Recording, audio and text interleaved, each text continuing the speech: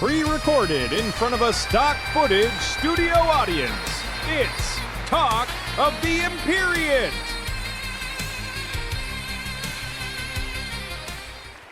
What's poppin', gamers?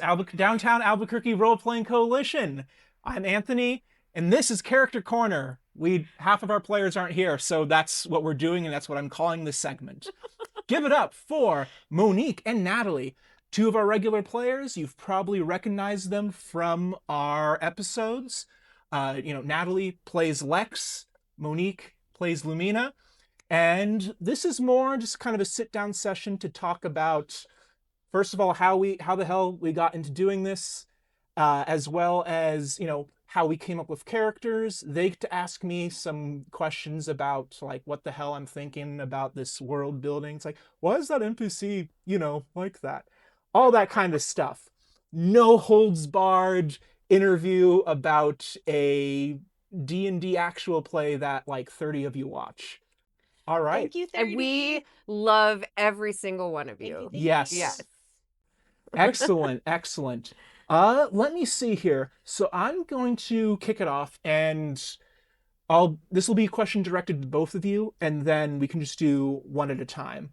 So I guess, tell me a little bit about your background with tabletop role-playing, D&D, the hobby, kind of the tabletop path that brought you to eventually be on camera here in front of these couple people. Monique, you want to go first? Sure.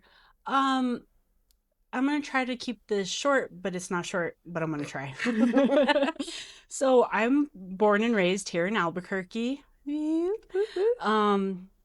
Lived other places throughout my life, but yeah, I was born and raised here. And honestly, I don't know about everybody else's experience.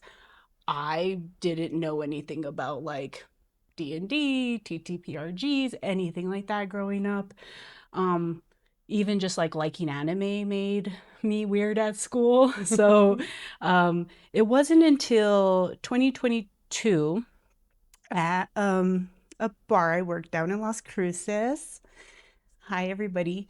Where my coworkers are like, they were talking about a D&D campaign, and they were getting all excited, and like I would just be like really curious, like, what are you guys talking about? What's that? They're like, do you want to come? And I was like, sure, why not? And I fell in love with it instantly. It's just so cool. It was a little intimidating at first, a little scary of like, I'm going to be this character in front of all my friends. Like, oh no, I'm going to look There's like... math involved? Yeah. Like, especially in the beginning, like the battles were my favorite part because I didn't have to role play during that, right? Like I just got to roll dice, do math, and that was it. Yeah. Like it was up to the dice. It wasn't up to me. But throughout the last couple of years, like the role playing part has become my favorite. Like I become so immersed in my characters, and that's a little bit about how I came to be here. Awesome.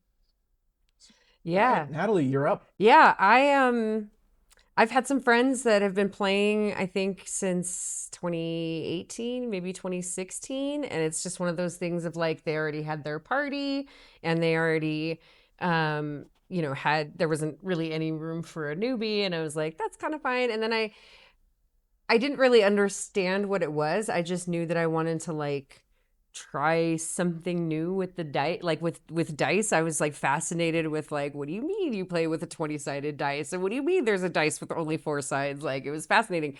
And then of course with like COVID and Critical Role and Stranger Things, my daughter really loved watching Stranger Things, and it was kind of one of those things of like, oh no, I think I really would actually enjoy playing this game. And as a millennial and being born in the early 80s, I remember hearing about it being part of the devil. And then it became less about that and more about like the deeply uncool people who played it.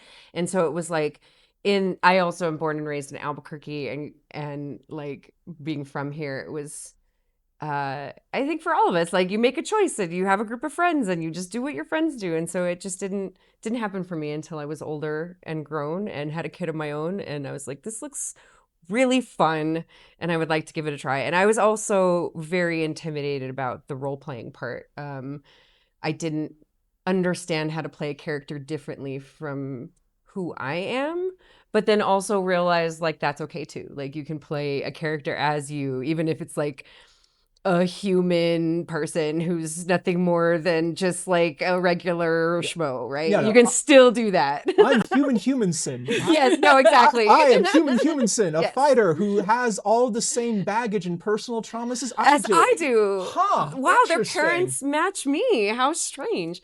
Yeah, my first character is Elwyn, and shout out to that crew, which is Paradise Rolls, and we're returning to our campaign this month too. So you guys should follow us on Twitch. But this has been great, and the more I play, the more I want to play, and the more I want to learn. So.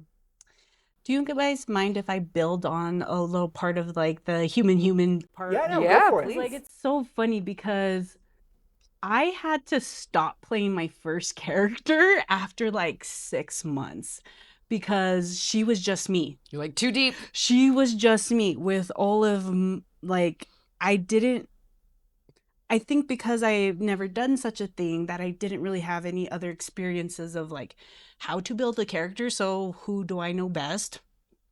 Supposedly myself. So I built a character, and as I played with her, like played her for like I think about 6 months, I just told my DM, I was like, I need something to happen because I can't just be myself in this fantastical world. Like it's not working. Because like I wasn't able to fully like get like immerse myself in it because I'm like I was thinking too much. real. Yeah. Yes, I was thinking too much like myself. And Yeah. then my second character, I put it in our Discord channel. Like I imagined her like Tank Girl. Like Yeah. oh, and she was so fun to play. Like she's like I love Lumi. I do. But oh man, Carrot was so fun to play because she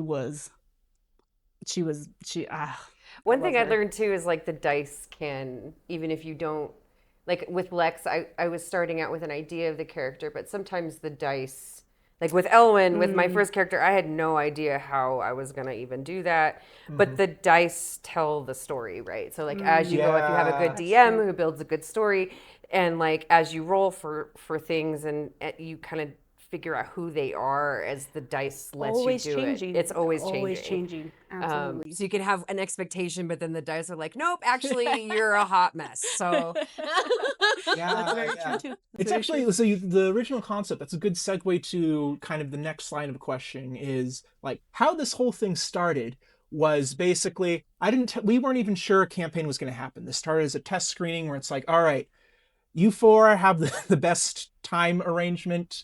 Come in here. We're just going to do like just come in with a third level D&D character. I didn't really like set a whole bunch of requirements or anything. Just come in here. We're going to do just a scenario. And the scenario was this kind of like breaking out of this prison wagon and running from these floating people. I really didn't have a whole bunch planned beyond that initially, beyond a couple broad beats. Because honestly, we did a couple of these test screenings. I wasn't sure I was going to even like anybody enough. It's like, because like doing like a full production like this as opposed to just like doing a pickup game at a bar or game store, completely different ball games or dice games. sure. Than doing something more casual. And this was my first foray into actually producing like an actual play. So they kind of came in here just with this character concept without like any broader expectations of like the campaign or the story arcs. It really wasn't until afterwards where it's like, okay, these people are fine. I can run stuff with these people. Here's like here's some storycraft. And it was like I think like one page, and the back page had a single paragraph, so not even 2 full pages. And that was kind of just high level. So going into this, when you first made these characters, what were kind of like your thoughts about what you wanted these characters to be? I knew I wanted Lex to be.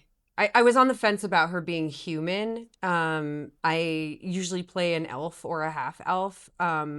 I haven't delved into some of the more like intense like D&D characters like tieflings or Goliaths or anything like that.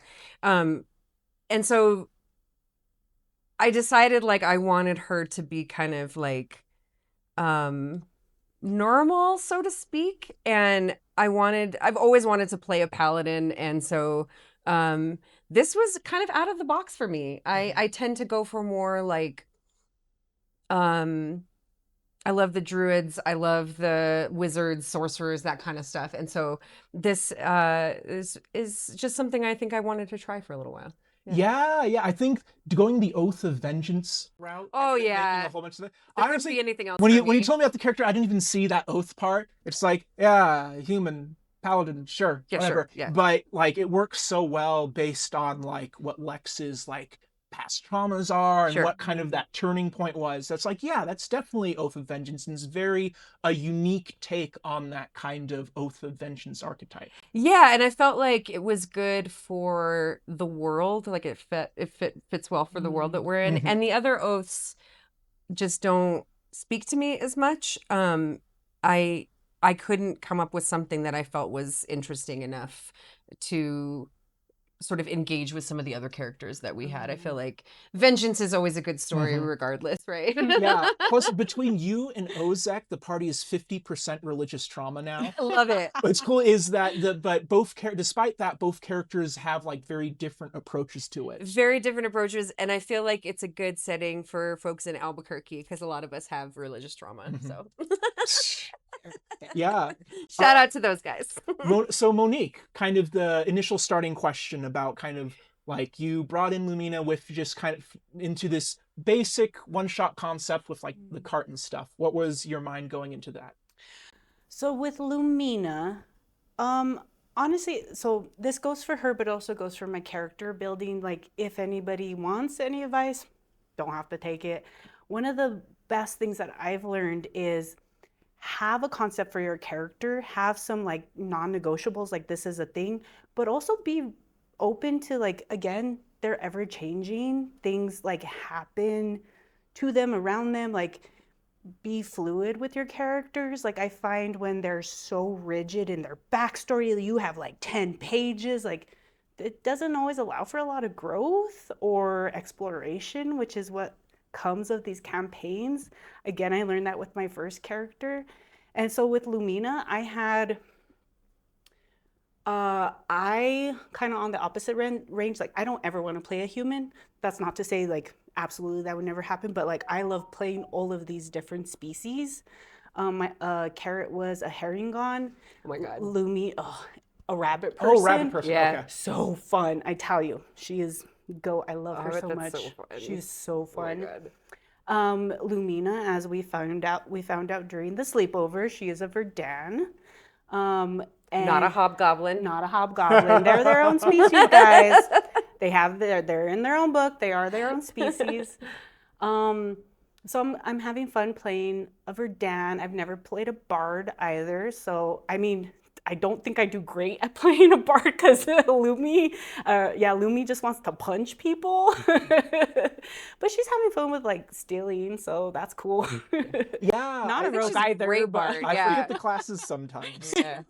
No, she's a great bard, I think. I don't think we've had a lot of opportunity to like be charming. and well, stuff. or to like for her to like really show her stuff with like all of that. So That's fair. yeah.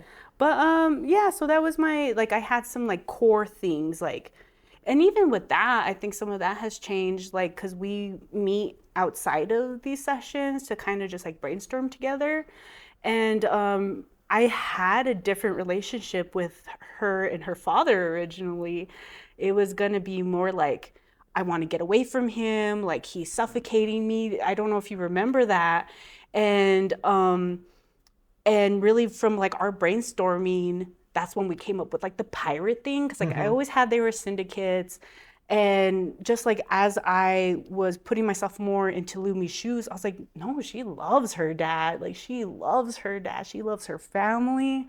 And that's just really come out more as we played. And I thought that was a really cool change. And again, that wouldn't have happened if I was so stuck in my ways with her. Yeah, I was kind of like that with Lex at first of like of like, oh, she's gonna be an orphan and like her vengeance is gonna come from her parents being dead. And then we talked about it like being like, no, maybe she has like nice parents who are just fine and they're like as supportive as they can be. And they have huge signs outside of their house. Yes, love is love, guys. Honestly, like talking you into having the parents alive and supportive, like my motivation was mostly just to have setups for bits like the yard side. Yeah. Because there's plenty of people where it's like either the parents are just absent characters or they're dead, or sometimes it's like, oh, they're villainous and like they're the worst. Yeah, my father is the villain of this thing. And those He's are, the evil those king are, of the bad world. No, there's some cool campaigns. Yes, but of first, course. fun. So Yeah. people do that, and it's great. Of but I course. thought this was fresh, where we have these supportive. We have Lex's supportive, well-meaning. Maybe they're in over their head. Yeah. Maybe they're not ready for the full gravity Fully of what's grasping actually it. happening. Yeah, And maybe like they're also wrestling with the fact that their only daughter is like a grown adult, and it's hard to like tell your kids to like, it's hard to stop, telling them like how to do things, how to live their lives, and you have to let them be their own people. So yeah, no, I liked it because I think like the tragic backstory is always easy to fall back on. It's great to like use that as a start if you don't really know what you're doing and like you Yes. need to build some drama for your character or something like that. But yeah, this was different for me. This was like to explore someone who actually has some like pretty loving, supportive parents, but is still on her own quest for vengeance. Yeah. And then with yours as well, especially like with that sleepover scene where it's like, oh, the person who's from like the pirate crew turns out to have like the most loving, great supportive, childhood. great childhood, no issues at all. No, like these pirates are just chill. It's As so far much as fun. Lumi knows, to be fair, right? Sure. Like again, kind of like how much do our parents shield us from? Yeah, and I think we've already implied on some of that in some of the earlier sessions, like down in the catacombs, Lumi's kind of reflecting on on some of that Tradition and honor. yeah, some of the stuff tradition, like that. because like Lumi's father is very kind to her, but he's also like very prone to lashing out at those that betray him, etc., etc. Like strong So- in his world. Yes. So there's very much a code. So there's room for us to flesh out the pirates once we meet them. And I say once we're meeting them because I want to bring them in eventually. Can't wait. Yeah. To where there is kind of that ambiguity. It's like, oh yeah, maybe they're just nice to Lumi Yeah. because she was like this, kind of adopted daughter of the crew. And then the second she's gone, she's like, all right, she's gone. We got to cut this guy's throat or something like that. There's a lot we don't know. And The kid's in again- bed. It's time to do the real bad stuff. Yes. Right? And again, I think that comes with that, like, love, and I say this for me, love your character, but don't hold on so strongly that you strangle any ability that they have to grow and change and, just, again, and sometimes the dice will just force that. Yeah. Also, the GM will just forget about stuff and they'll just throw stuff out No, there. remember? And you'll be like, no, I don't remember. Sorry. Yeah, I think for the family stuff for Lumi, on my notes, I just had mafia plus pirate, and then I just circled that 100 times. And that's I what was we like, needed. Yeah, it's like, oh, okay, cool. I've got an aesthetic, I've got a vibe. And so we've kind of teased, with some of the animations and stuff, we've kind of teased Captain Flock's character. There's some good layers there too, right? Like you have like mafia and pirate is like there's some moral ambiguity there. So like very loving upbringing, but like what were they up to? Like was this a Robin Hood situation or like it's fascinating. Yeah, and even that, like again, we and I and all of us, I don't even think fully know like what did that look like in the background, and I'm excited to find see, out. to see that. See what the dice says when we get there. All right. So we've kind of asked about kind of the character origins. It's your all's turn. You each get to just throw a question at me as a GM about world building, stuff maybe that's happened previously that you're like, why the hell did you include that, et cetera, et cetera. I'm curious about the scorpions in the mine that we came through. And what made you choose scorpions out of all the beasts? I think I needed some kind of, it's like, well, the scorpions are in sand and this is underground. Sure. So I wanted some kind of creature that's like big and spooky, but is also plausibly part of the environment. And so, scorpions, the big scorpions are already statted out. So it's just like, Oh, perfect. yeah. I'm just using that. Yeah. That's kind of it. There's no deeper, the only deeper world building is that kind of dire, that kind of dire condition that was talked about. Yeah. Because that's always, it's like, so whenever I'm playing a fantasy game, whether it's video games, tabletop, or otherwise, that trope always bugs me of like, why are these just giant aggressive creatures just everywhere? Obviously, from a gameplay perspective, it's like, well, you want some kind of low stakes aggressive things to throw themselves at you, so you, the player, can Right. but preventing boredom, right? Yes. Yeah. But in terms of like world building, it's like, okay, why? Because like actual wildlife, tends to behave differently. Usually you get that kind of aggression in situations where it's, food shortages, damaged ecosystem, etc. And so it's like, okay, there's got to be that reason for the aggression, and also why they're so damn big. And so I use that in another campaign too. It's like, oh, dire, and there's also dire rats, dire wolves. They all have that because it's like this common condition where they just get really like big, diseased, and aggressive, basically. And so I feel like if that happened in the real world, we'd run into a lot of giant bugs on a regular basis. Yeah, Just, lots of ants and Again, cockroaches. why we talked about dire cockroaches. Yes.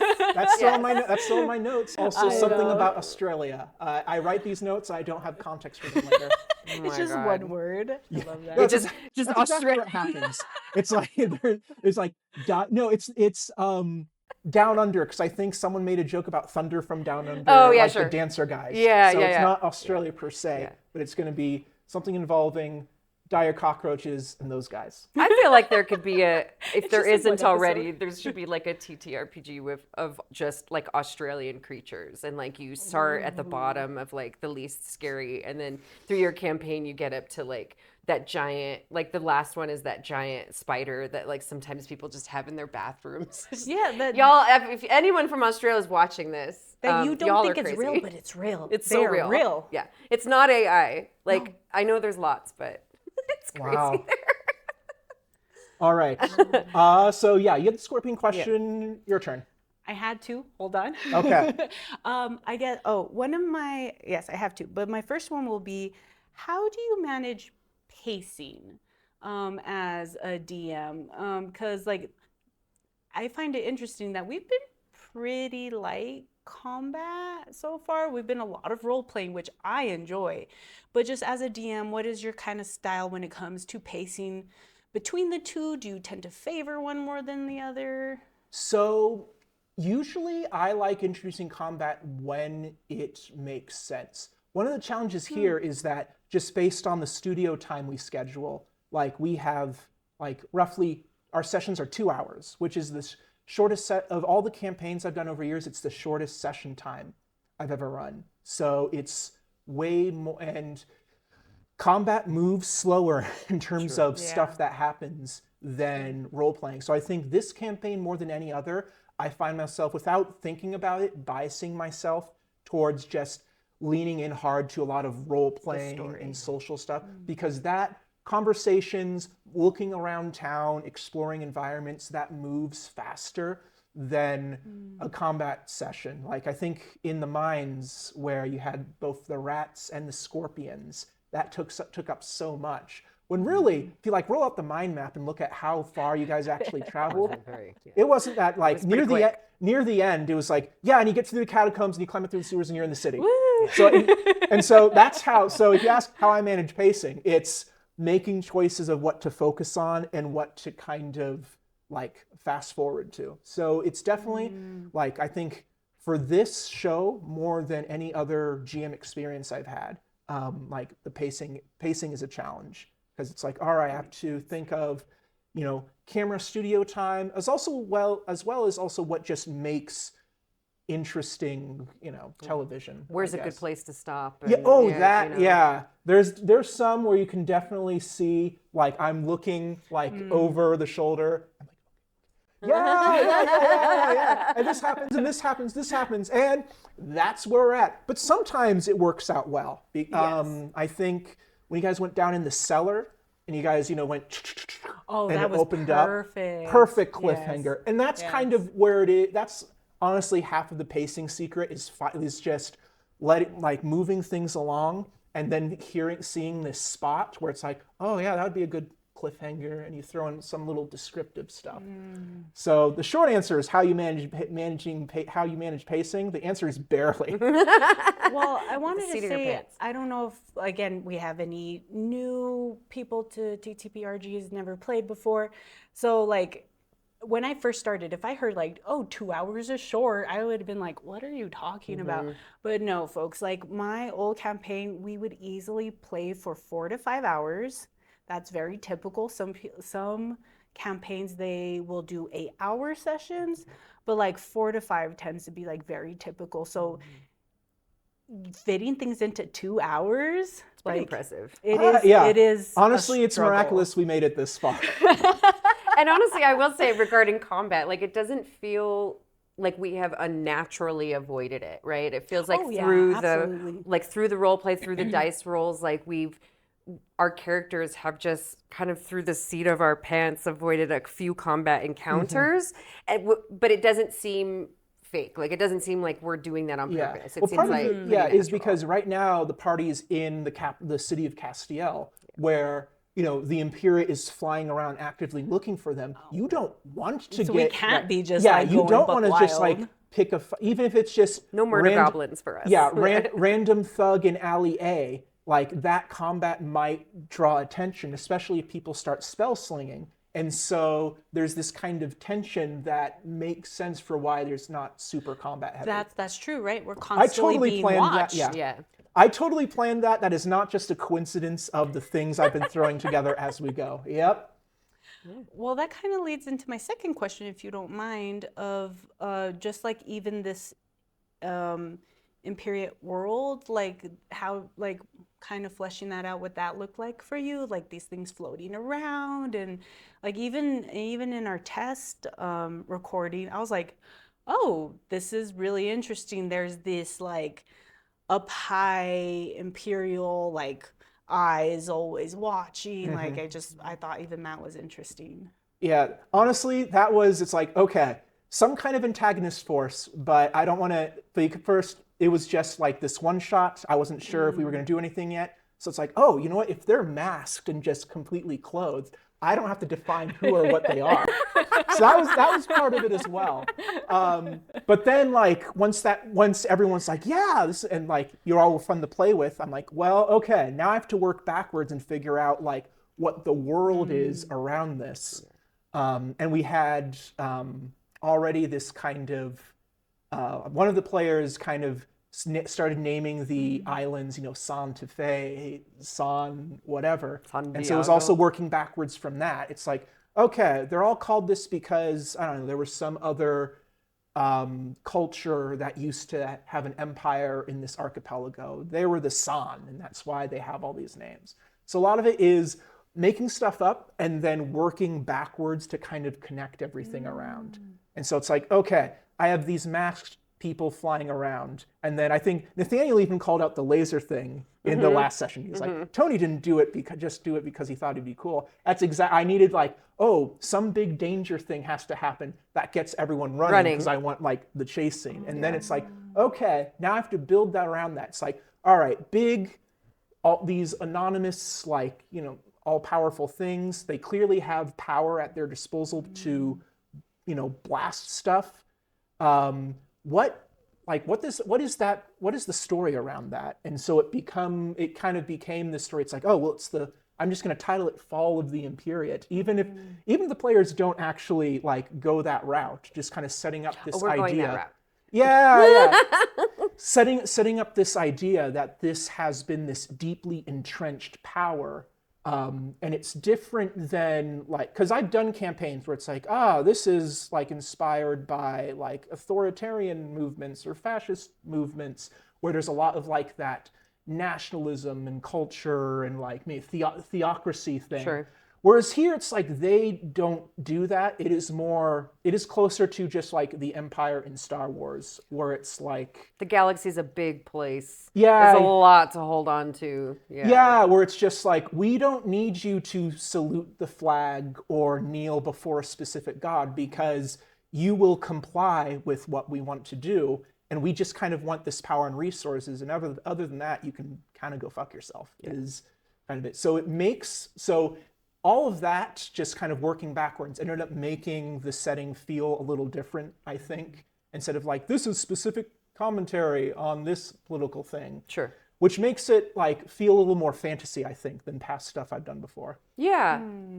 Yeah, and it kind of allows you a little bit more freedom in terms of where the campaign can go too, of like, we don't know who we're going to meet along the way, and maybe we'll meet someone where we're like, hey, we like the Imperiate now. Like, who knows? Like, it's just one of those things mask of like, falls off. You're right. It's like, Mom and Dad, how are you here and at the house? Oh my God. You just the horse snout just sticks out after the. Oh my God. Right, The it was BG is perfectly Pablo. flush before, Oh my God. but after it's gone. It was me. The whole time. You said you would die for Pablo, right? Oh my God. Oh, that's amazing. But yeah, I mean, that's also like in terms of that open-endedness. A lot of the islands other islands were left undefined. Sure. Specifically, just so players can say, "Oh, I'm from this island. This is what's happening." So, like Nathaniel with Ozek had that whole thing with the reclamation forces. We talked about a little bit, but that slumber party scene where he's sharing all of that, I'm learning about this. You're like, wait, slow down. Yeah, I'm learning about a whole lot of that at the same time as the players are, which is also great because then it feels more collaborative. Because I'm not one of those GMs that needs to like write down and have every part of the setting defined. I have some general themes and a vibe that we have set. This kind of Imperiate, this fantasy world where these kind of different peoples and politics all kind of sort of rubbing together and coexisting. And then other than that, letting players kind of define some of these specific issues on the islands. Atticus has his thing from the San Diego island, with that wealthy family and the other wealthy families. So like there's a lot of setup for interesting stuff that I don't have to write because the players are driving the creativity. Which is fun for us. Yes. Like, that's pretty fun for us, I think. I will say I have seen campaigns where, well, first off, again, I maybe I'm speaking to a lot of veterans that know their stuff, but if people don't know the difference between a DM and a GM, do you have a preference on which one you're called? I always, because I started during the Pathfinder First Edition, so that they use the term GM. It's Game Master, and it's Game Master, so it's more generic. DM is Dungeon Master, so it feels more specific to not only Dungeons and Dragons, but a type of Dungeons and Dragons experience that is specifically around the dungeon crawl. Sure. So I prefer GM a little bit, but it's not that important. I think on our new border graphic for the broadcast, it says DM. I've only brought it up just now because it hasn't been an issue otherwise, because it's like, it's one letter. It's not that important. In case anybody wanted to know. But yes, I know that that can be an issue with the GM, DM, whoever, of really restricting the players'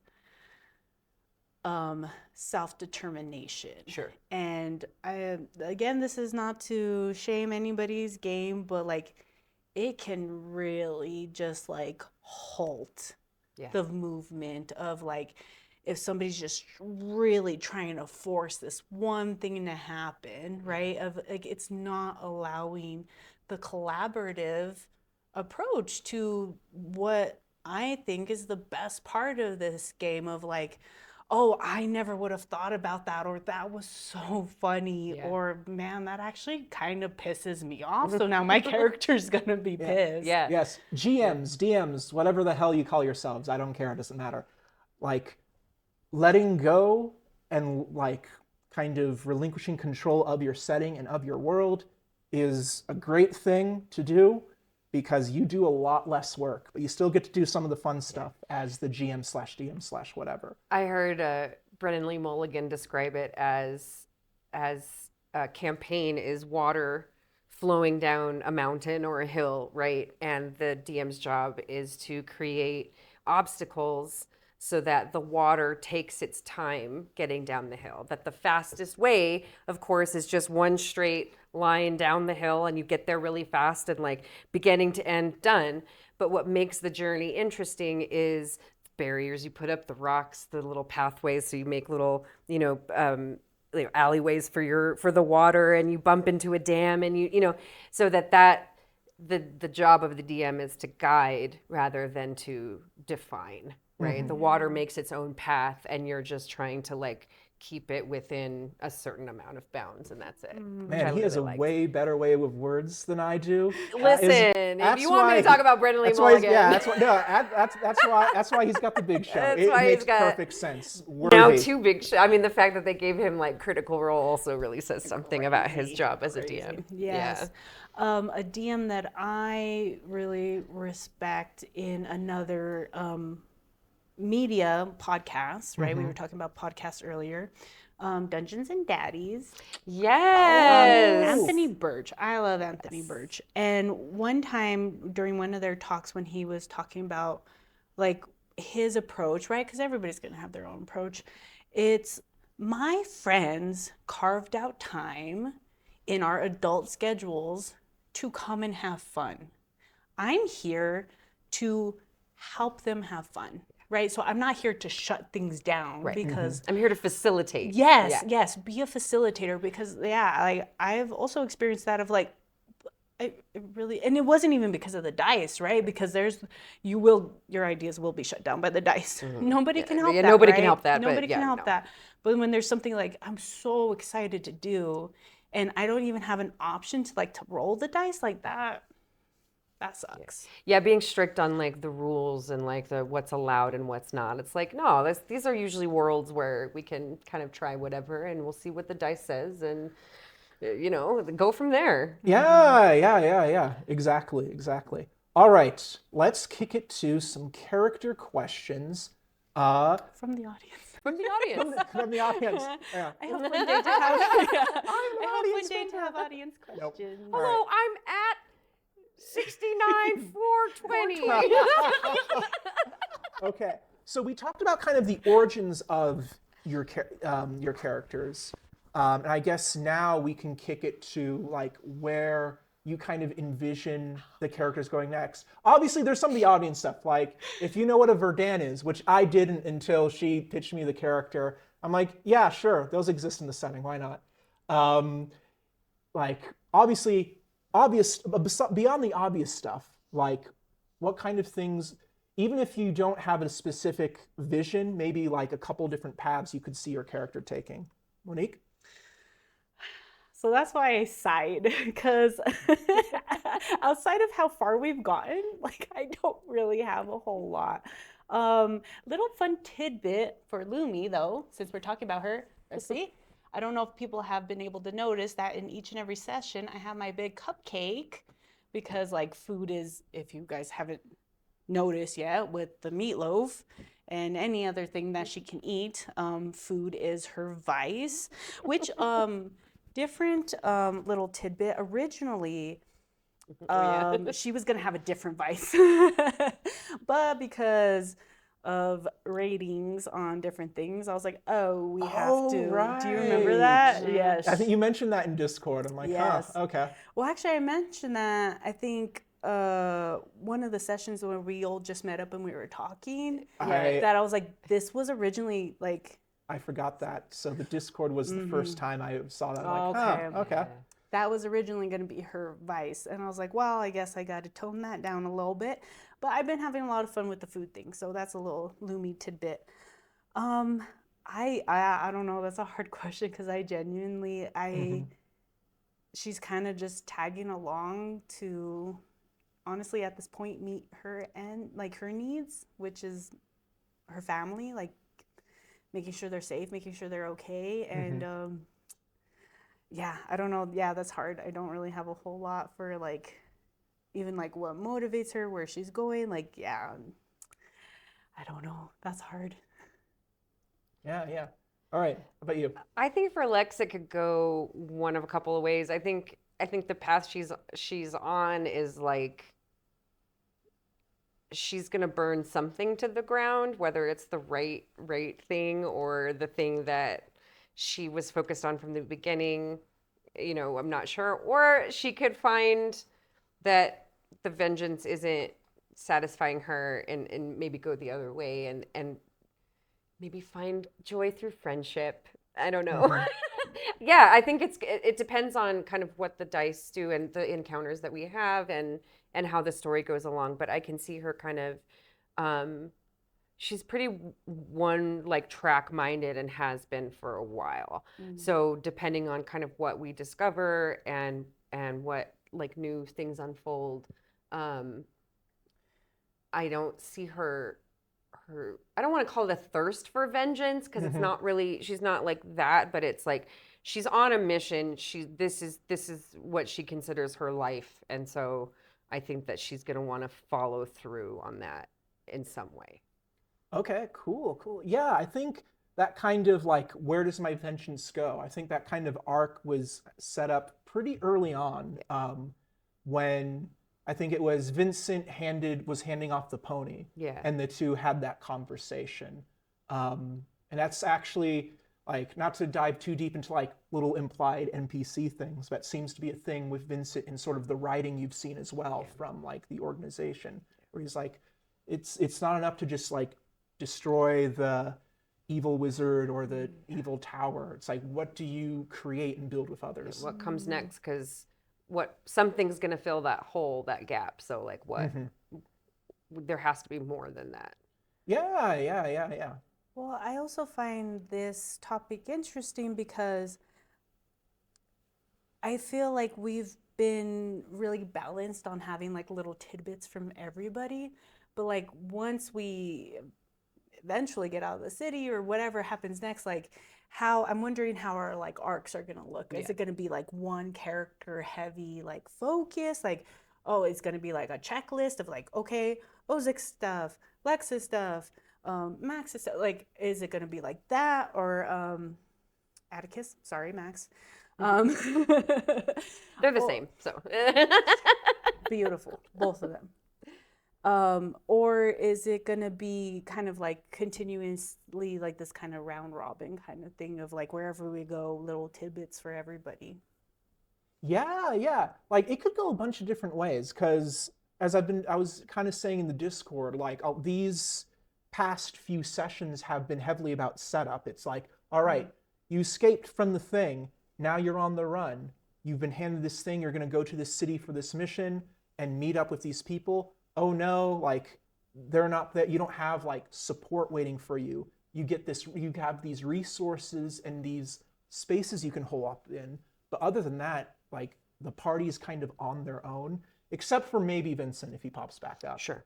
And so it's and that, as I was kind of going along, that was kind of a little more deliberate as I was planning more of this out. Was like, all right, kind of guide them to this place, then kind of pull out the rug and go, all right, you have these resources, you have this thing, where do you go next? That was why I asked that in the chat. It's like, what do you do now? That's as much a question for me, the GM, as much as also it's like that is the question the story is asking the characters now, as they're kind of unmoored and they're in the middle of this weird conflict. Most of them, they have no stake in. Like, they're not from this country. They could just leave, and the Imperiate doesn't seem interested in like expanding beyond. So you could just leave and they probably wouldn't go after you. Like, for most of your characters, there's no obligation. So then it's like, do you stay and fight out of principle? Do you go and like collect resources from other allies on different islands? It's very much like going to be a player given choice. I'll have some dialogue and NPC stuff to kind of frame it, but for the most part, like, this next session is going to be kind of really telling about where the party decides to go next. I think I'm in a way grateful that we're doing this today because I felt that rug being pulled out where I'm like, I don't know. Like not that I know what I'm doing in my role playing, but as much of the experience as I have of role playing, I'm like, what is Lumi's motivation? Like I've been in a tailspin about that of like what's keeping her here? What is like I don't know if you felt that with Lex. I mean, you have the most roots here. Yeah, like Lex, I feel like is looking for something bigger to commit herself to, and will continue to kind of poke at the Imperiate any way she can, regardless. But like that's because she's got in her backstory something that's keeping her doing that. And so, but yeah, I mean, I think to shift her or to motivate her to either do something bigger or to give up this path, I think something would have to happen. Like, and that would impact the party, where she would be enough to be like, this isn't just my like individual thing. I have to, attend to my new friends. Yeah, I feel that. I feel that for Lumi is like, she does not like it's obviously not in the same vein, but she has a one-track mind right now. Yeah. And like, honestly, like Young people are selfish. well, And I she's feel like, yeah, well, like you guys are cool. Like I think this is how Lumi feels. She's like, they're cool. I'm having fun with them, but like I miss my dad. I want to go with my people. So Back on my boat. it doesn't feel like she has that stake, right? Like she has that like I'm in this for whatever it is that we want. So it's really interesting. It's having that openness is a little scary though sometimes. Yeah. Yeah, it's like, because I've had, over my years of GMing, I've had like two different things where it's like, oh, I feel railroaded. It's like, technically you all could have done that whenever you'd done other stuff whenever you wanted. But like, with the story, like stakes oftentimes, they feel like, oh, we need to do this because it's like a save the world story. So that's part of why I wanted to like keep it isolated to the island, is because then I don't want to force characters to feel like they're obligated to stay and fight, and that makes it more complicated in terms of characterization and storytelling, because it's like, well, why does your character stay and fight if they decide to do so, or if they sail off? Like where do we go from there? Yeah, like I'm not even sure Lex could give a speech right now, like asking people to stay and fight, because there just isn't,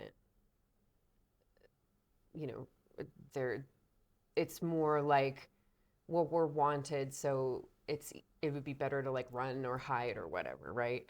Until that all like lays down. But like she'll stay. It's like a selfish, self-sacrificial thing, I feel like. But yeah, I'm excited to play that out. Yeah. She's like 25, so I feel like, we're all a little selfish at 25, right? Yeah. All right. Each of you get one final question for the GM, and then after that, I think we have had this thing rolling enough to where that's enough content, I think. Yeah. Yeah, I think my only question would be like, do you have an end game? Like, do you have an idea, or are we just kind of building it as we go?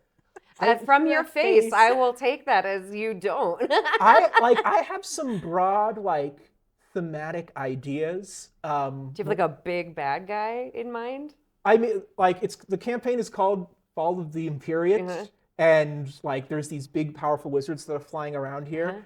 Like, is there a super powerful wizard somewhere in a tower? Maybe one of them is like more powerful than the others, and there is a big powerful one. But the antagonist is definitely like intended to be the Imperiate. There's not going to be like a secret villain at the end where it's like, the Imperiate, these were all just robots the entire time. Or George and Mary Lindahar like lift off their faces and their mind flayers or some shit. Like, no. In terms of like overt antagonists, like the Imperiate is going to be the most direct antagonistic force.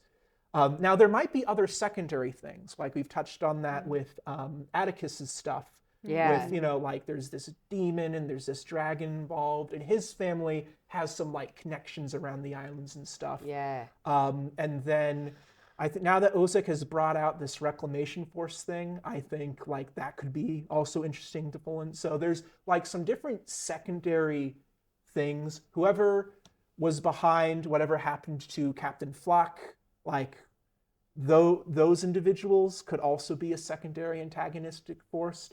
But in terms of like, if there's a final big bad, it would be the Imperiate. How you guys go there, and like if you guys go there, that's something else entirely. Sure. I guess my question would be kind of in the same vein. Like I'm hearing like a lot of this is on us and our decisions and the choices we make, the dice we roll. Do you like in your mind? Do you have like a time frame, like a year? Like I don't know. It just feels so Time like is out in so- the yeah. ether of like. Time is so hard for me as a DM. Honestly, like if we continue, like, because that will also depend on how frequently we meet and how, like, at the pace the story moves. Like, I would say like the story narrative usually like 1 to 2 years. I'm not one of those people who runs like a campaign that's like, we've been playing for 15 years. I don't know how the hell people do that. Usually the campaigns I've run where players have, played weekly or almost weekly, usually the campaign has run 1 to 2 years. And that, I don't know, just because the story beats, and as I always do milestone. Actually, no, the very first campaign I did, I actually did The experience points. based on critters. That's rough. But I mean, I put some things on the scale where I had them fight really big things that were far beyond their level, and I gave them the experience just for them surviving and escaping. Sure. And that sped things along. Yeah. So even then, I was still technically doing milestone leveling. Yeah. Just it had this the veneer of non-milestone leveling because I was still kind of throwing them rough numbers based on critters. That's kind of fun though, of like being confronted as a player with something, and you find out, like even in video games, you find out like I can't actually beat this. There at is the a level. Like there's like I will die if we don't run. no, Like this- running away is sometimes never considered as an option, and like in D&D and like now in video games, I'm like, oh no, run away. No, Yeah. running away is a good idea. Well, this is something they ran into because, all right, I'm going to go GM and Ekno. All right, so this my very first campaign, I was just throwing all these creative things I liked, and so obviously a lot of like the Lovecraft tropes hadn't been run into the ground yet at this time. Sure. Back, this is early 2010s, it hadn't been done to death yet. Yeah. And so there was this kind of, this sub-element of, Lovecraftian mythos.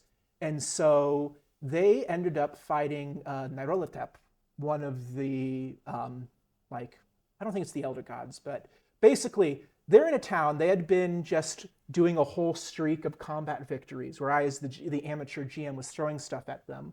And they're like, yeah, we got this. Our characters are so optimized and broken. Critical hits. I'm like, oh, okay, that's over quickly. So they were high on the hog. And then eventually this guy comes in and he's like half mad because he had been wandering in the dark forest for what feels like forever. And he just does like a mark on the ground. They're like, what does that mean? So they go to a library and they study the mark. It's like, oh, this is the mark of Nyarlathotep. And they roll religion. It's like, yeah, this is a demigod level eldritch being. They're like, yeah, let's fight it. I'm like, That's on them. Yes, exactly. No, literally. And then yeah, I just, I'm the sitting at word the demigod table, right there. I go, Run. demigod, eldritch being, and just leave it at the table. They're like, no, we got this. Let's go.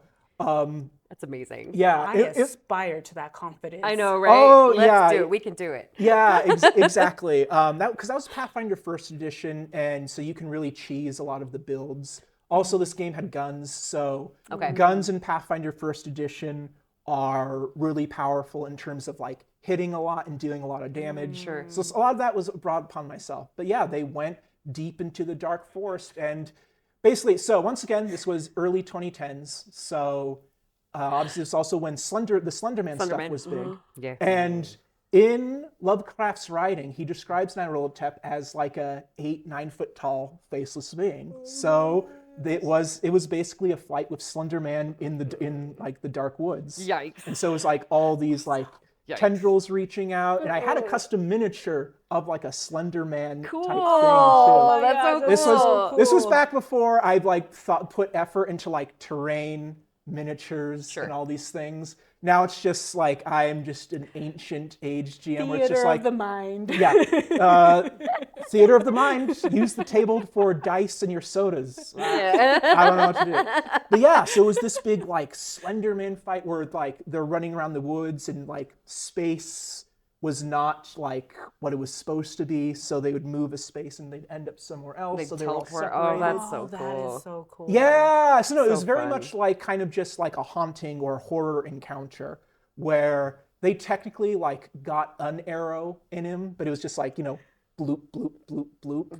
It just made him mad. Yeah, Basically. Not even, I was it's not gonna even say, I don't mad even because think it's you'd like notice. faceless. Yeah, there was just no emotion. It was just like a passive toying, and then they were all marked by Nyarlathotep or marked by Slenderman for the rest of the game. So every now and then they would be sleeping at an inn, you know, several sessions from that. I'd say, yeah, and as you go to bed, you look out the window and they're right at the edge of the forest. Nightmare That is fuel. what they get. Yeah, yeah, Nightmare yeah. fuel. Mwah. I am on his side right now. Well, I will, if I find the photos from that first campaign, this is part future editor self, I will put it in and you will see it here. But yeah, so that was something where, what was the question that prompted that whole tirade? I don't remember. What were we talking What were we talking I about? was so engrossed in that. I know, I that think sounded it, amazing. it was leveling, and then we talked about like big stuff they had fought. Yeah. And, Yeah. why, We were and then talking you about said, experience "Oh, points. it's cool when they fight they come up against something." We're that running is as so an massive." option. Lean is an Yeah. option. And I was segued because that was something where I told them from the beginning it was something, you know, huge demigod level, and they just went through it anyway because they had been they had all these streaks of victories, and they're like, yeah. Did they have to run away? Yes, they survived until the dawn came, basically. Okay. That was all it was dawn, and then one of their characters had, I think he was Jinn born or something. And so like a genie appeared because his father had been tracking him, and so it was like a water thing, and so they were trapped in a water bubble and pulled out of the forest. Okay. Oh, that's cool. And they met in like a lamp or something. I don't know. Like that part, like I remember the encounter design because that was back when I had like the miniatures and all the encounter stuff. But whatever happened, that was a blur. Yeah, well, I mean, and there's so much to remember and stuff too once you're in the combat that, like, yeah, it's not surprising you forget, but yeah, that's really interesting. I like that. Yep. Oh no, that's super cool. Do you mind if I ask one last question? One last question, and then we will wrap dead. it. All right, go for it. Just in general for the actual play, like, what are your like hopes and dreams of like what we become? I mean, I think we're awesome right now. I have fun, but I'm just curious of like the person who started this. Yeah, honestly, this whole thing started because earlier this year, like at the start of last year now, I'm like, New Year's resolution. Happy New Year's, everyone. Yeah. New Year's resolution. I want to be in an actual play. At first, I thought I was just going to be a player. And I would like asked around. There were a couple actual plays online that I was going to be in, and those all fell through. And so I just got annoyed. It's like, you know what? I'm going to do it. I'm going to start my own I'm going to start my own actual play with blackjack and hookers. and forget the blackjack. Like, wait a minute. Is that Bender? Yes. That's right. Yes, Futurama. And so it's okay, like so I have, because the dark had already been going for, you know, like 1.5 years at this point. There was already a built-in community. I think all the folks who were interested were people who were already following like the dark. You'd already been to a couple events, and so it was just posting. It was looking up Albuquerque public access because it's like I'm not like filming this. I'm not buying cameras. I'm not doing all this. So how can I make this without investing in stuff beyond time? And so like Albuquerque public access, they're behind there right now. Shout out They're to you wonderful guys. people, They're amazing. amazing resource. And then from there, so that was kind of how it started, was just a goal for myself, because I'd always been GMing, but it's like, oh, but GMing on camera and overcoming like stage fright and just kind of that dread of, everyone has like, that's what I sound like when they hear their voice in a recording. Sure. And I have to do that, a zillion times a week now, because I am now editing all these videos and putting them online. So I have to and so that the first couple episodes, I'm just like, oh my God, oh my God, oh my God. But then eventually it's, you build up that immunity. You get used to it. And so that's how the goal started. And now that we're getting into it and we're enjoying ourselves, now I'm like, all right, let's, I don't know, build a following. Let's try, I don't know, and to put blunt, let's like make money somehow. So it's like, let's at least maybe make affiliate on Twitch, get some like revenue in, or if we build a following, like maybe Patreon or something. I don't know. Eventually getting to a place where there is some the dark in general, finding ways to like make the time and effort put into this pay off somehow is important, just because like I eventually would love to like have people who just do that at least part-time, and then I can pay them money. That's the dream. That is the dream. That's like more the ambition, but just the initial start and initial intention was just to test myself. It's like, can I do this? Because just GMing like and chilling around the table is different than GMing on camera and doing it as, content, both as a long form thing. Like I've never watched Critical Role. I've never watched Dimension 20. I personally don't like the idea of sitting down and watching someone else play D&D for like 4 hours. I don't know how the hell you people do it. Why are you watching this now, actually? Don't actually keep watching. I like Dimension 20 more than Critical Role for that very reason, because their episodes tend to be 3 hours or less. Like 3 hours for them is like pretty long, and Critical Role can be like 4.5, 5 hours, and I have a hard time getting through the whole thing. But yeah, I've literally only ever watched their one shots, which are still like usually 3 episodes, 4 hours long. It's because to me, kudos to any of you that watch like full campaigns, like Mighty Nine, all those things. Like it's a lot for me. And that's also why I love Dungeons and Daddies, because they're specifically a podcast. Their goal is always an hour. Yeah. Because it's supposed to be commute time while you're in the car. So they've talked about that multiple times for podcasts. It's what is somebody's commute time? 30 minutes there, 30 minutes home. To be fair, that was really more in like season 1. Season like 3 now, they're usually about 2 hours, but still way more digestible than 4 or 5 hours of watching other people play. Yeah. So that was also part of like why I got into this, was I was curious about the format itself, because like I'm not a watcher of it. And so it's like, can I do it? Can I do it in a way that, makes it interesting? That's also why I like going back in the edit and like putting in some visuals and animations. Oh, absolutely. Because I'm like, it makes a big difference. It's so cool. Yeah, it's like, really great to have it. Even if I was the most handsome person on earth, I wouldn't want to watch me like babble and talk about a thing for hours. I would need some like variation. That's also why we do like camera cutting to specific people as they're speaking. Yeah. It's like, all right, cut like not Michael Bay every 3 seconds cutting, but at least throw in some visual variants. Yeah. So short version, because this has all been in response to your question, it was to challenge myself, both in terms of my ability to create content, to storytell in this context, and then as we're having fun. And even if like we never see a penny from this, we can at least keep going and just have fun. But I love for like we joke about the sponsorship thing a lot. Yeah. I think, let's see, whoever I've been our jokes on, we did that DraftKings bit in like the 3rd episode. Also, if anybody wants to hear Lumi do commercials, it is a goal of mine. It's for Lumi just to do commercials. You should do the ad read I sent to you in Discord. Oh yeah. I don't even know. Hold on. You guys talk. I'll pull it up. Yeah, we talked about Allsup's.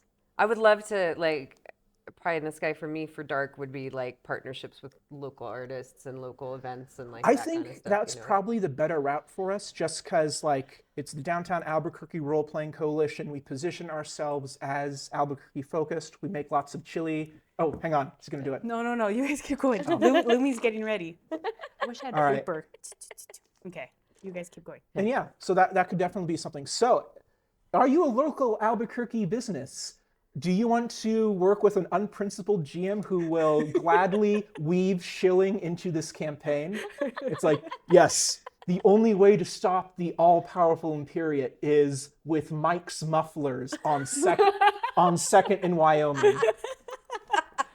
By God, I will be that brazen.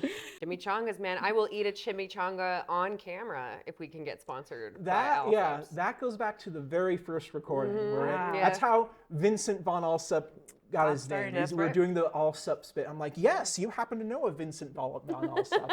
And now he's the last remaining survivor of Yes. the original resistance. And now you're gonna have to see him again. He's gonna have survivor's guilt and all this angst. Yeah, oh yeah, I can't wait now for he's angst. now he's gonna be an actual character. Great. All Lex as myself are suckers for broody, angsty Yeah. men, so we'll see. All right. One closing question. Gorla, will they or won't they? Oh, I hope so! Yay, I love Gorla. That whole thing started. It's like, okay, I need a couple of characters to like bounce off of while they're in the cart, especially because I've used you wake up in a Skyrim ass prison cart before, or it's a boat sometimes, and that's usually a way like I'll have the NPCs go, hey man, what are you in for? And so that's how Gorla started. It was just like, hey, what are you in for? It's like hot. You're hot. Yes. You're not the person to do this either. It's just any type of femme butch character, people in the dark just go wild. Monster of the Week campaign, I had a side character, very much the same. Everyone at the table's like, it's like, okay, let it out, get it out. We need those big strong butch ladies. Like, yeah, I love that. Yeah. So yes, I hope so. So we'll see. Yeah, we'll see. keep her around as an NPC, and maybe love will bloom on the battlefield. That's right. She did meet my parents. So Yes, she met the parents, and she Reluctantly, but she met them. reluctantly ate some meatloaf, and yeah, we'll see where it goes. Yeah. No, like jokes aside, it'll be interesting to see if we weave an actual like character romance alongside all this other stuff that's happening. Which I've like never done before. Yeah, I've never so- run that before ever as a GM. I did. My Like last one. I've done like kind of dating sim stuff where it's like, okay, the character's trying to get laid or something. It's like, Sure. yeah, it's not just a persuasion or just diplomacy check. You have to, kind of talk to them and learn about kind of their interests, appeal to those, etc. And so I had like a dating subsystem in one campaign where the character was flirting with every NPC, but that was that character's way of like acquiring power too. Interesting. So they were using that like kind of the sex as a weapon trope, and like he was, because he can shapeshift as well, so it didn't matter the gender preference. That was an out of control character, but it was interesting. But that was always just hooking up. It was not like a relationship where the NPC is there with the party and they're navigating this romance while also fighting for their survival. Yeah. So if it goes that route, it'll be interesting. Sweet. Can't wait. All right. I think that's it. No more questions, because I know someone will ask something and I'll launch into some long thing because I could talk about this shit forever. But I think that is enough. Thank you, YouTube watchers, Twitch watchers, TikTok watchers, public access watchers, wherever the hell I put this thing. Thank you. Mwah. Good night.